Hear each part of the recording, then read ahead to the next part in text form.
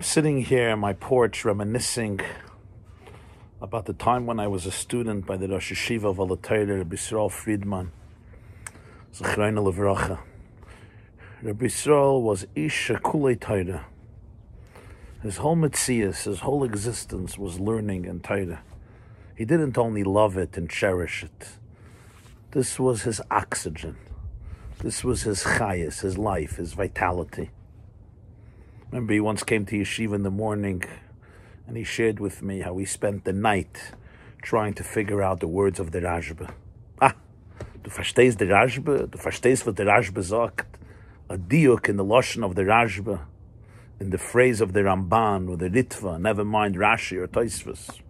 This was his life. This was his chayas.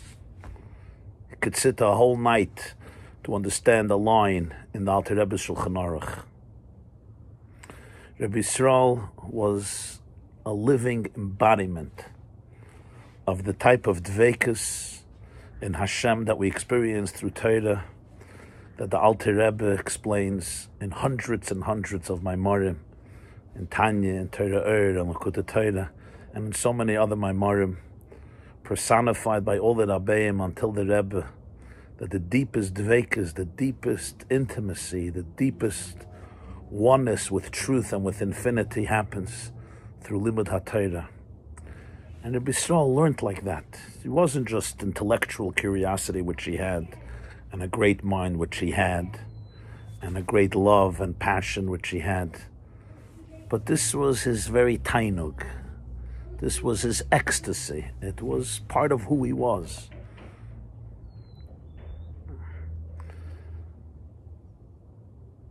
I was once walking on Kingston Avenue, and I met him. And, sometimes he was in a better mood, sometimes he was in a sharper mood. But then he was it was an ambiance of more kiruv. So we stood there on the corner and we schmoozed for a very long time. He was telling me about his different perspectives on different achronim and different svarim and different shalsa tshuvas. It was, a sichas chulin about Torah. So in the middle, we brought up a Gemara, Masechta Shabbos, Daf Lamed. The Gemara says that David HaMelech passed away on Shabbos. There was a tumult, there was a commotion in the forest, in the garden, outside of his house, and David went out, and he slipped on the step, or a step fell, and David fell, and he passed away. So Shalach Shlomo lebei Medrash, Shlomo, his son, sent a question to the Beis Medrash. He says, he has two problems. Abba meis, my father died, uklavim shal beis Abba re'evim, and dogs of my father's home are hungry. And his question is, what are you supposed to do on Shabbos? If he leaves his father outside in the sun, the body can decompose. On the other hand, our body is muktzah on Shabbos. And we see from here that the dinim of muktzah, even though they're rabbinic, already come from before the time of David HaMelech, or at least during the time of David HaMelech. So what am I supposed to do? And also, am I allowed to feed the dogs? Are you allowed to take food on Shabbos designated for dogs and give it to the dogs? And the Chachamim sent him an answer that he could feed the dogs on Shabbos. He could bring them food and put before them food on Shabbos, and on his father's body he should put a kicker, a loaf of bread, or a tinnock, or a child, and then he could carry his father's body inside in the shade so that the body doesn't decompose. And it's a very strange story to understand that David HaMelech passes away and Shlomo asks two questions. His question is, what am I supposed to do with the body of my father? What am I supposed to do with the dogs? It was a very difficult question to understand. And the two come together. Abba meis, klovim shall beis Abba re'evim. Rabbi Yisrael tells me that when he was a child, he remembers that he was shvuas either in Peking or Paris right after the Second World War.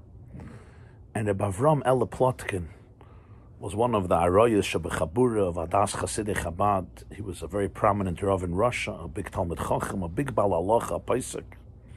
He learned in Lubavitch by the Rebbe Rashab.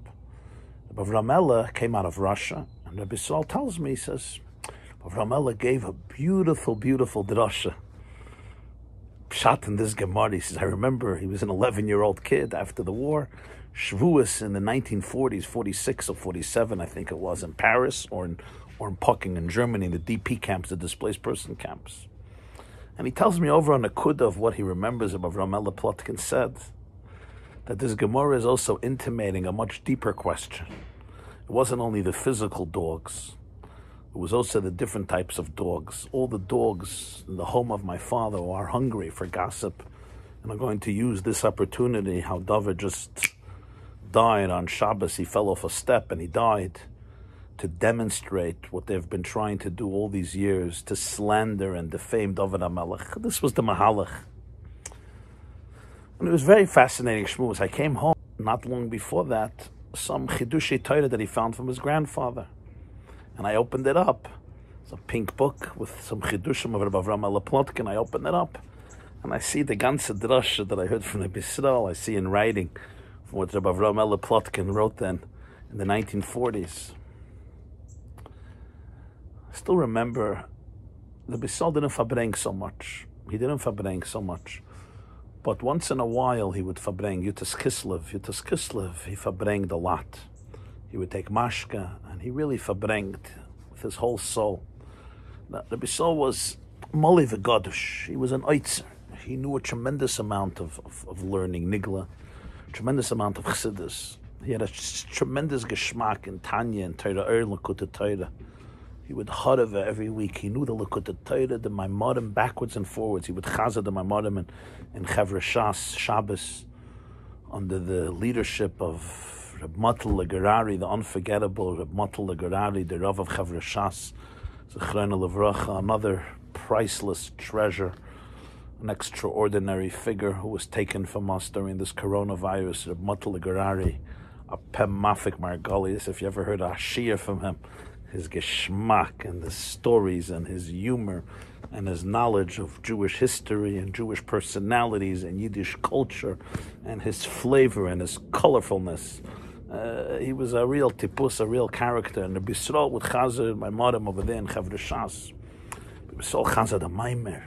Nafshi yotza bedabroi. His soul came out in the Maimer. He knew every line of the Maimer of the Alter Rebbe in Likutei Torah. Again, he lived with it. He breathed it. Maimer in Likutei Torah was something. It was something special to see how he chazed those Maimorim. So Yutas Kislev, he would fabreng. I remember one year I was a bacher in Al Torah, a young bacher, and he fabreng the whole night, and his focus was 3 words.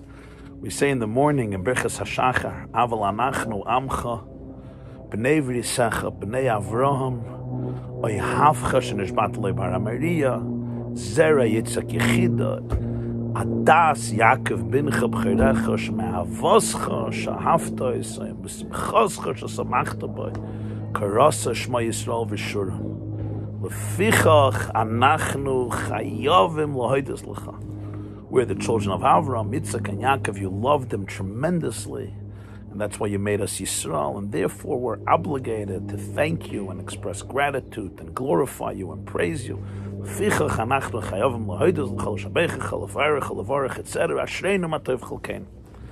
the whole night Yutas Kislev, Rabbi Yisrael verbringt on the 3 words Lefichach Anachnu Chayavim. It doesn't say Lefichach Anachnu Roitzim.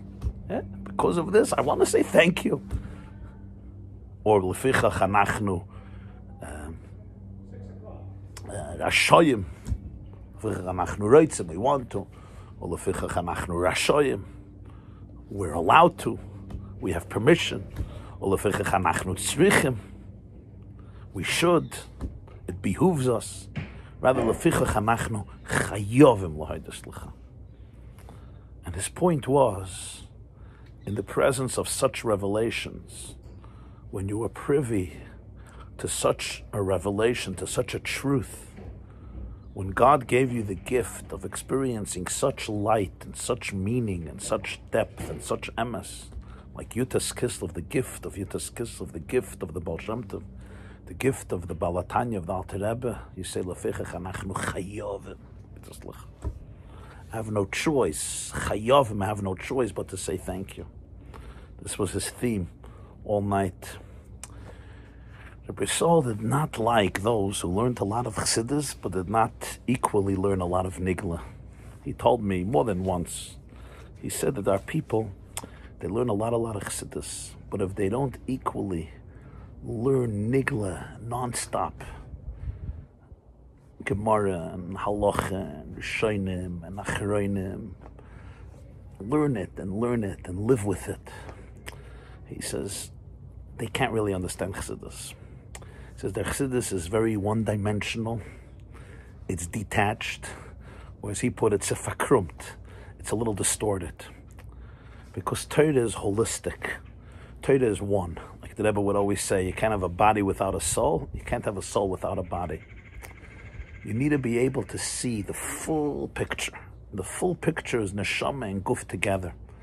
To be able to understand the concretization of Torah, the tachlis of Torah. When you have the kol hachukim ha'ela, you get the whole picture of kol hachukim ha'ela. Every sugi in Torah Shebiksav and Torah Shebal Peh, from all the angles, with pilpula d'oraisa al derech hanigla, all the way down to halacha l'maisa. Then he says the chassidus has a mamoshus. The chassidus is manifested in real life. The way the person understands chassidus then is much more focused. It's harnessed, it's structured, it's authentic, it's holistic, it's all-encompassing. It's not just a, heavenly words and ideas that are detached from real life. It's a Yiddishkeit that's full. And over the years, I've come to see how truthful, how real that message was, because he used to share this with me quite often in a very demanding way about the error that some people make, that you could become an expert in Pnimiyus HaTorah if you don't have an equal dedication to Nigla the Torah. And it was so true, like the Rebbe Rashab writes in Kuntus Tzachayim, that Shnei Shlishim B'Yom Nigla and Shlish Echad Chassidus, that when you divide the day, 2/3 Nigla and 1/3 Chassidus, like it says in Likud Torah, that this is the salt. You don't eat salt. You eat fish and salad, and then you put salt into that. Rabbi Saul once verbringt, and he shared a beautiful story about the Bleib Shein, and Rabbi Saul had a treasure chest of vertlach and insights and stories and just pisgamim and maimarim of Chassidim HaRishonim, and it was a treasure chest. He opened his mouth and said, he didn't often do it. When he did it, it was quite interesting to hear. And he once shared a beautiful story about the Bleib Sheinin, Hashem Yinkum Damai. The Bleib Sheinin was learned by the Rebbe Rashab in Lubavitch, and the Rebbe Nishmas Eden, whose 100th yahrzeit is this year, asked him to become a Rav in the famous city of Dukshitz. You know the city of Dukshitz. Dukshitz is a famous Dukshitz in Niggin. That's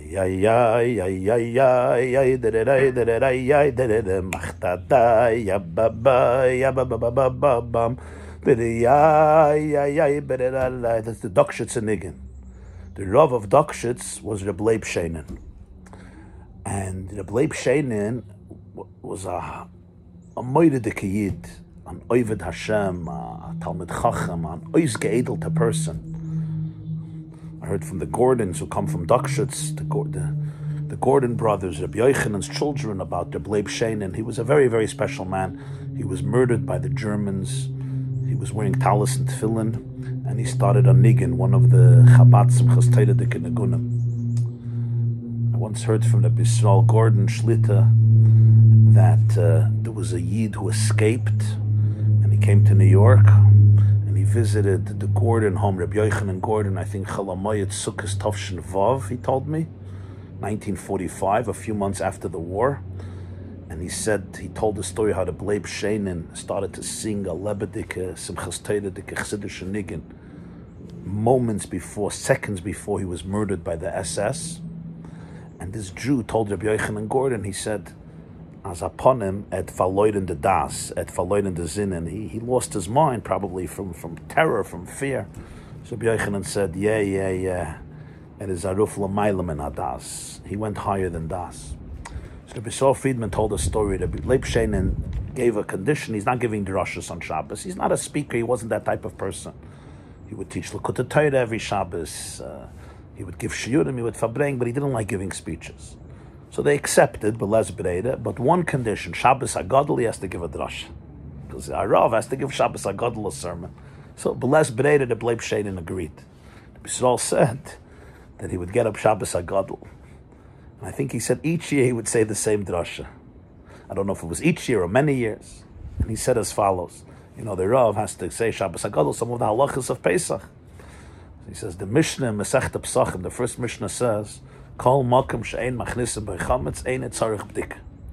A place where you don't bring in chametz, you don't have to check there for chametz. You only have to check chametz in a room or a place where there's a suffix, there's a doubt that maybe there's chametz there. But if it's a place that normally you don't bring in chametz, even though it's possible that chametz ended up there, but there's no halacha, you don't have to be by the chametz. You could rely on the chazakah that there's no chametz. Unless, again, if you have a bedroom, even though you don't bring in chametz, but your kids may bring in chametz, then you have to be by the. So the Leib Sheinin touched. Kol makom she'ein machnisim bechametz. Any place where you didn't bring in chametz the whole year.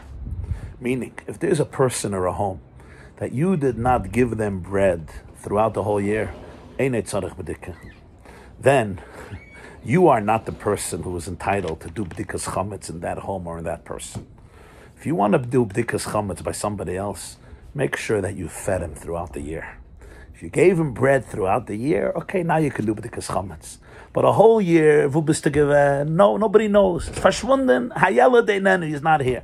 The person needs help, you're not here.